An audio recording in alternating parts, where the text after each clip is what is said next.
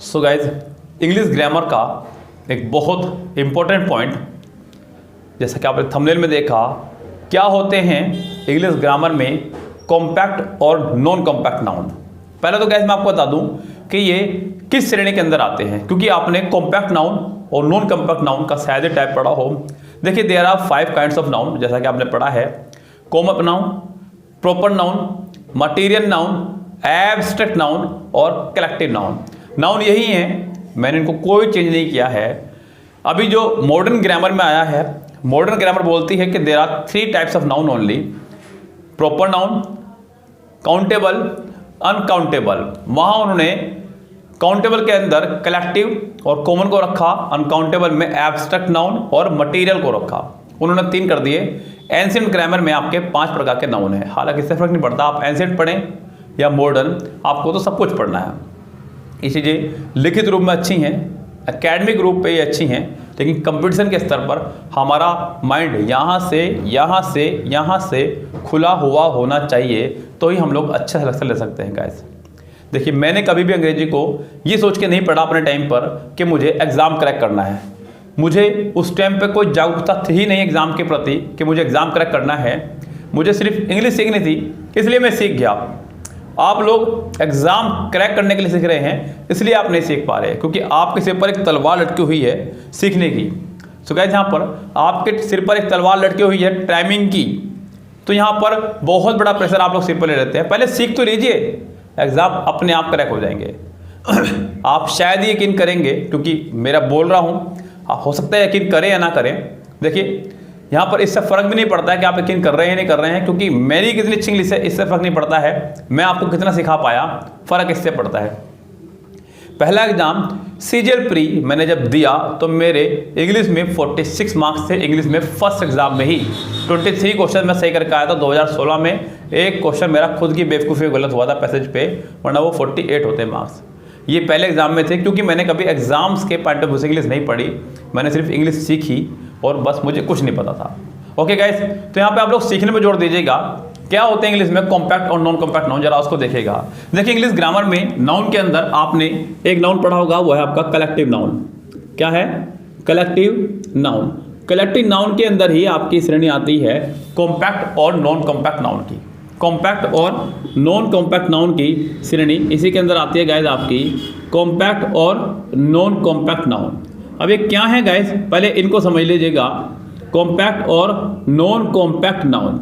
मैं आपके सामने कुछ एग्जांपल पहले यहाँ रख रहा हूँ, आपको बताना है कि इनमें से कौन कॉम्पैक्ट है कौन नॉन कॉम्पैक्ट नाउन है। यस गाइज, देखिए यहाँ पे कुछ वर्ड मैं आपके सामने लिख रहा हूँ। मैंने लिखा क्लास। यस, देखिए यहाँ पे पहला वर्ड है क्लास, दूसरा वर्ड है फैमिली, तीसरा वर्ड है बेबी, नेक्स्ट है प्राइड, नेक्स्ट है शॉल। यस गाइस, उसके बाद में टीम। तो यहाँ पर ऐसे बहुत सारे वर्ड आपको देखने को मिलेंगे जो एज ए कलेक्टिव नाउन काम करते हैं। यस गाइस, ये सभी वर्ड आपके कलेक्टिव नाउन हैं। Class, family, baby, pride, shawl, team. तो बहुत सारे वर्ड हैं ऐसे जो कलेक्टिव नाउन है। इनमें से कुछ ऐसे होंगे जिनका मीनिंग आपको बिल्कुल पता होगा कि हाँ ये क्या है। क्लास यानी कि number group of boys and girls. Family यानी कि आपको पता है गाइस फैमिली में कौन कौन होता है, आपको सब पता है। टीम यानी कि ग्रुप ऑफ प्लेयर्स। लेकिन यहाँ पर अगर मैं बात करूँ बेबी की, प्राइड की, शॉल की, तो शायद ही आपको इनके मीनिंग पता हो। इनका मीनिंग क्लियर करने के लिए आपको इनके साथ एक एडिशनल वर्ड लगाना होगा, तब आप इनको क्लियर कर पाएंगे। सो गाइस, यहाँ पर यही है कॉम्पैक्ट और नॉन कॉम्पैक्ट नाउन का पंगा। क्या है गाइस, ये समझिए इसको। देखिए, कॉम्पैक्ट नाउन वो नाउन जो अपना मीनिंग देने में खुद सक्षम हो, यानी कि able to give their meaning,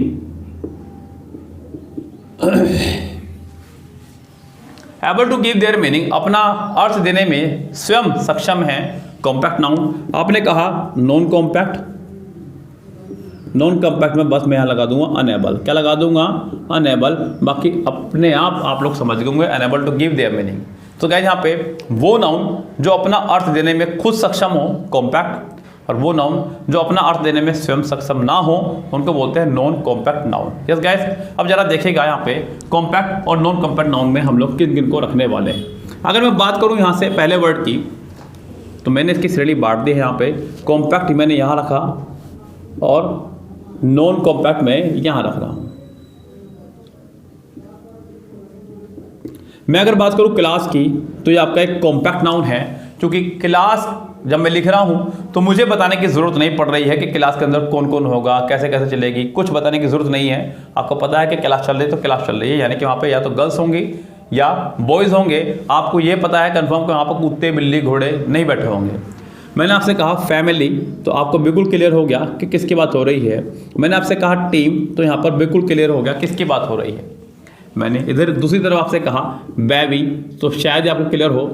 pride, कुछ लोग तो सोचेंगे प्राइड माने घमंड। शॉल, सो गाइस ये आपके कुछ वो वर्ड हैं जो अपने आप के मीनिंग को जस्टिफाई नहीं कर पा रहे हैं। Non compact noun, compact noun, compact, non compact, non compact, compact. याद कीजिएगा, खूब अच्छे से याद हो जाएंगे। हालांकि 3 ही याद नहीं करने हैं, आपको पूरे याद करने हैं। याद से मतलब याद रखने हैं उनको। सो गाइस यहाँ पे देखेगा अभी इनमें क्या डिफरेंस है दोनों में, हम लोगों को एरर क्या दी जाएंगे एग्जाम में, पहले उसकी बात करते हैं। कॉम्पैक्ट नाउन के साथ में, कॉम्पैक्ट नाउन के साथ में आप लोग एस या ईएस लगा सकते हैं। आप क्लास को क्लासेस कह सकते हैं, आप फैमिली को फैमिलीज कह सकते हैं, ओके। आप टीम को टीम्स कह सकते हैं। यह है आपका नॉन कॉम्पैक्ट नाउन का मजा। आप क्लास को क्लासेस, फैमिली को फैमिलीज, टीम को टीम्स कह सकते हैं, लेकिन नॉन कॉम्पैक्ट नाउन के साथ में आप ऐसा कुछ भी नहीं कर सकते। क्योंकि गाइस नॉन कॉम्पैक्ट जो नाउन होगा आप उनको ऐसा नहीं कर सकते, उनको जस्टिफाई करने के लिए हमें बहुत ज़्यादा मेहनत करनी पड़ेगी। आप इनके साथ में एस या ईएस का इस्तेमाल नहीं कर सकते। आप बेबी को बेबीज नहीं कह सकते। आप प्राइड को प्राइड्स नहीं कह सकते। आप शॉल को शॉल्स नहीं कह सकते। गाइज ये आपका कहना रोंग हो जाएगा पूरी तरह से।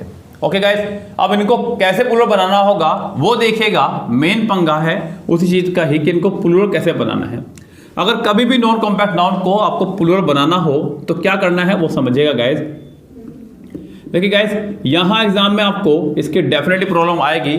सीजीएल मेंस के अंदर 2016 में इससे सवाल आया, 17 में भी सवाल आया। सो गाइज यहाँ पर आपको डेफिनेटली इससे सवाल मिलने वाला है। अब आप कितना तैयार होकर जा रहे हैं घर से, ये आप पे डिपेंड करता है। हम लोगों का काम, जितने भी मेरे जैसे टीचर हैं यूट्यूब पर, वीडियो बनाने के बाद ख़त्म, आपका काम शुरू। ओके गाइस, अब वो कैसे करना है आपको, कैसे नहीं करना है, ये आप लोगों को देखना है। मैं आपको पढ़ा सकता हूँ, वीडियो बना सकता हूँ, आपका काम यहाँ शुरू होता है। नॉन कॉम्पैक्ट नाउन को अगर प्लूरल बनाना हो तो हम लोग, जैसे कि कहा उसने बेबी, हम इसको करेंगे अ बेबी ऑफ गर्ल्स, यानी कि ऑफ लगा करके आपको उसको जस्टिफाई करना है जिसके लिए वो वर्ड बना है। मैंने कहा a baby of girls, a baby of girls. Pride बोलते हैं शेर यानी कि लॉयंस के समूह को, आप करेंगे pride of lions, pride of lions.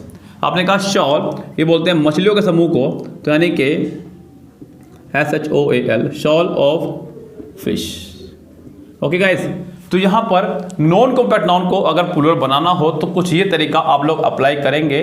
आप इनमें डायरेक्ट एस या ईएस का इस्तेमाल नहीं करेंगे। ओके गाइस, एग्जाम में प्रॉब्लम आएंगी, डेफिनेटली इससे क्वेश्चन आएंगे। सो बस तैयार रहिए 100%, क्योंकि ज़िंदगी का यही उसूल है, 100% दीजिए और 100% लीजिए। आप एक बाजार में भी जब जाएंगे 100 का नोट लेकर के, तो 99 रुपीज़ का प्रोडक्ट खरीदने के बाद में आपने शायद ही कभी 1 रुपया उस पर छोड़ा हो, आप टॉफ़ी लेकर के उससे ज़रूर निकलते हैं बाहर। क्योंकि ज़िंदगी का यही उसूल है भैया, गिव 100% एंड टेक 100%। यस, तो यहाँ पे क्लियर सी बात है। आपको इनको प्लूरल बनाने के लिए क्या करना होगा मैंने बताया। तो आज की वीडियो में मैंने आपको सिखाया कॉम्पैक्ट और नॉन कॉम्पैक्ट नाउन। उम्मीद करता हूँ कि आपको ये वीडियो पसंद आया होगा। अगर पसंद आया है तो ठोक दीजिए एक लाइक गाइस, सपोर्ट कर दीजिए आप, क्योंकि जितना ज़्यादा आप सपोर्ट करेंगे आपको उतनी ही बेहतरीन ट्रिक्स मिलेंगी ज़बरदस्त ट्रिक के साथ में हम लोग पढ़ाते हैं गाइस, ऐसा सब कहते हैं। मेरी वीडियो को देखिएगा पहले 10-12 वीडियो को, आप तब चैनल सब्सक्राइब कीजिएगा, कोई ज़बरदस्ती नहीं है गाइस। अगर आपको लगता है कि बढ़िया नहीं पढ़ा रहे हैं तो आप सब वीडियो पर डिसलाइक मार के जाइएगा, हक बनता है आपका गाइस। ओके, चलिए फिलहाल चलते हैं guys, goodbye, have a nice day.